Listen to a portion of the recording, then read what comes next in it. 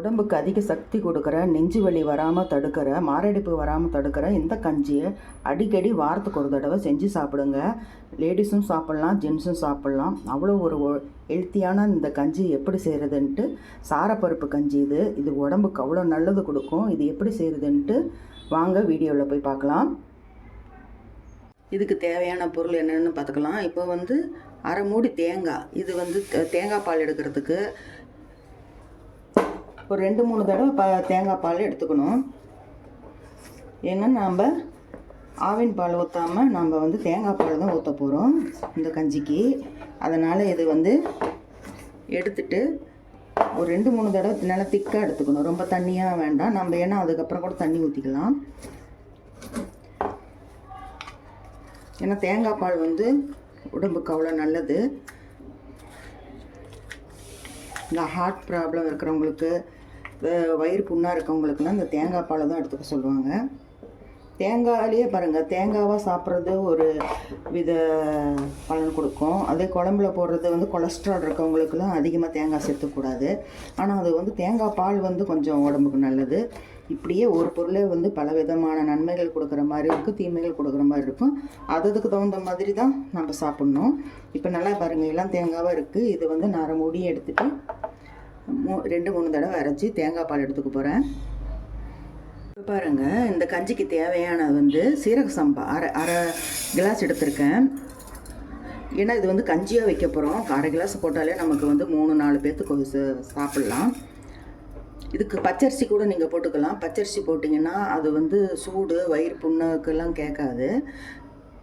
கொஞ்சம் தான் தேவைப்படும். அதனால் நீங்கள் சீரக சம்பாவை போட்டுக்கிட்டால் ரொம்ப நல்லது. சீரக சம்பாலாம் பார்த்திங்கன்னா நல்லா மணமாகவும் இருக்கும்.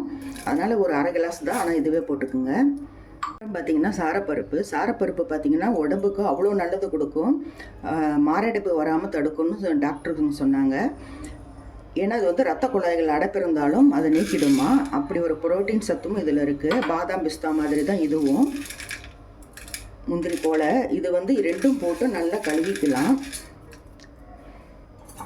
ஒரு 2 தடவை கழுவிட்டு அப்புறமே வைங்க. இப்போ நான் பாதியாக சாரப்பருப்பு தான் போட்டிருக்கேன். மீதி பருப்பு அப்புறமா வறுத்து போடணும். அதனால் நான் இது பாதி தான் போட்டிருக்கேன். 2-3 தடவை கழுவியாச்சு. ஸ்டவ் ஆன் பண்ணிட்டேன். இப்போ ஒரு 3 கிளாஸ் அளவுக்கு தண்ணி, இது நல்லா வேகணும். ஒரு 3 கிளாஸ் அளவுக்கு தண்ணி விட்டு இது வேக வச்சு எடுத்துக்கலாம். ஒரு 3-4 விசில் விடுங்க. அப்போ தான் நல்லா கொல கொலன்னு வேகும். பாருங்கள், நல்லா விசில் போயிடுச்சு. எடுத்துடலாம். இந்த அளவுக்கு நல்லா வெந்திருக்கு. நல்லா மாஸ்டர் வச்சு நல்லா மசிச்சுக்கணும். ஏன்னா என்னதான் வெந்திருந்தாலும் இந்த அளவுக்கு தெரியும். இது நல்லா இந்த மாதிரி மத்தோ இல்லை இந்த மாதிரி மாய்ச்சர் இருந்துச்சுன்னா போட்டு நல்லா எடுத்து விட்டுங்க. நல்லா கஞ்சி மாதிரி ஆகிடும். அப்போ தான் கஞ்சி குடிக்கிறதுக்கு நல்லா இருக்கும். ஏன்னா சாப்பாடாக வாயில் படும். இந்த மாதிரி நல்லா மசிச்சு விட்டுக்குங்க.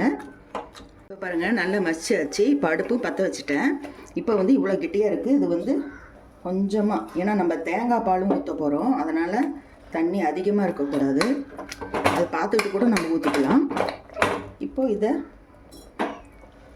கொஞ்சமாக தண்ணி விட்டு கழுவி எடுத்துக்கிறாங்க. இப்போ பாருங்கள், நல்லா கொதிச்சிட்ருக்கு. இப்போ நான் அரை கிளாஸ் சர்க்கரை போட்டுக்கிறேன். உங்களுக்கு தேவைன்னா அதிகமாக கூட போட்டுங்க. எனக்கு கம்மியாக இருந்தாலே போதும். ஏன்னா நம்ம ஒரு டீ குடிக்கும் போது எந்த அளவுக்கு சர்க்கரை போடுறோமோ அந்த அளவுக்கு இருந்தாலே போதும். அதனால் நான் கம்மியாக தான் போட்டிருக்கேன். தேங்காய் பாலும் ஊற்றுறதுனால அதுலேயும் கொஞ்சம் இனிப்பு இருக்கும். இந்த இனிப்பே போதும், ரொம்ப இனிப்பு வேண்டான்ட்டு நான் நினச்சி கம்மியாக போடுறேன். உங்களுக்கு வேணும்னா போட்டுக்குங்க.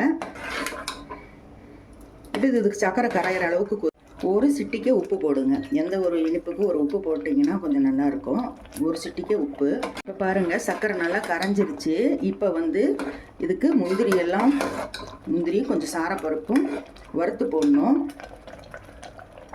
இது சூடு கொஞ்சம் ஆறட்டும். அதுக்கப்புறம் தேங்காய் பால் விடலாம். ஏன்னா இப்பயே விட்டிங்கன்னா தேங்காய் பால் திரியாக போயிடும். இப்போ எல்லாம் கரைஞ்சிருச்சு. நான் அடுப்பு ஆஃப் பண்ணிடுறேன்.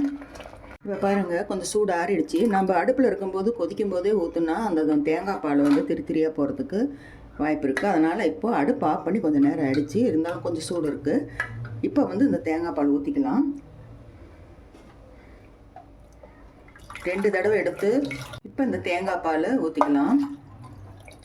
அந்த காலத்துலலாம் பார்த்தீங்கன்னா இந்த ஹார்ட் அட்டாக்லாம் அதிகமாக வரும். அப்போ அவங்களுக்கெல்லாம் பார்த்திங்கன்னா இந்த தேங்காய் பால் தான் அதிகமாக குடிக்கணும்னு சொல்லுவாங்க. அது வந்து நெஞ்சுக்கு வந்து சக்தி கொடுக்கும்னு சொல்லுவாங்க.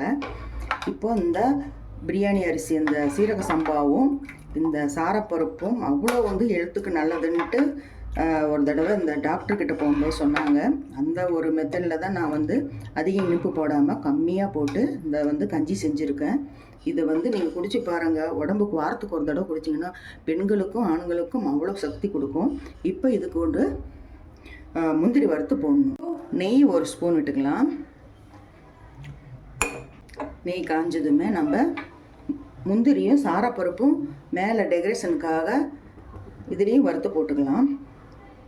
இப்போ பாருங்கள், நெய் காஞ்சிருச்சு. இப்போ மிச்சம் எடுத்து வச்சுருந்த அந்த சாரப்பருப்பையும் முந்திரியும் போட்டு பொன்னிறமாக வர வரைக்கும் வறுத்து போடலாம். இந்த கஞ்சி பாருங்கள், வைக்கும்போது அவ்வளோ நல்லா வாசனையாக இருக்குது. உடம்புக்கு அதிக வலு கொடுக்குற இந்த கஞ்சியை நீங்கள் வாரத்துக்கு ஒரு தடவை செஞ்சு சாப்பிடுங்க. இது செஞ்சு பார்த்துட்டு எப்படி இருக்குன்ட்டு கமெண்ட்டில் சொல்லுங்கள். நம்ம சேனல் இப்போ தான் முத பார்க்குறீங்கன்னா மறக்காமல் நம்ம சேனலை சப்ஸ்கிரைப் பண்ணி வச்சுக்கோங்க. நான் போடுற ஒவ்வொரு வீடியோவும் உங்களுக்கு நோட்டிஃபிகேஷனாக வரும். இந்த மாதிரி முந்திரி வந்து செவக்க வறுத்துக்கலாம். நல்லா வறுத்தாச்சு. இப்போது இந்த கஞ்சியில் போட்டுடலாம். எப்படி இருக்குது பாருங்கள், சூப்பராக இருக்குது. நீங்களும் இது மாதிரி செஞ்சு பாருங்கள்.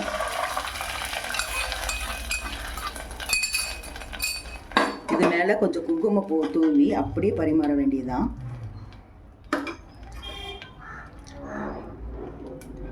உடம்புக்கு சக்தி கொடுக்குற இந்த கஞ்சியை நீங்களும் செஞ்சு பார்த்துட்டு எப்படி இருக்குன்னு சொல்லுங்கள்.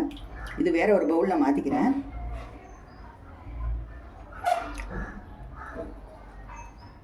அதாங்க ஹெல்த்தியான கஞ்சி ரெடி ஆகிடுச்சு. இந்த மாதிரி பாருங்கள், கரெக்டாக போயிடுச்சு இந்த பவுலுக்கு. நீங்களும் இது மாதிரி செஞ்சு பார்த்துட்டு எப்படி இருக்குன்னு கமெண்ட்டில் சொல்லுங்கள். மீண்டும் உங்களை அடுத்த வீடியோவில் சந்திக்கின்றேன். பாய்.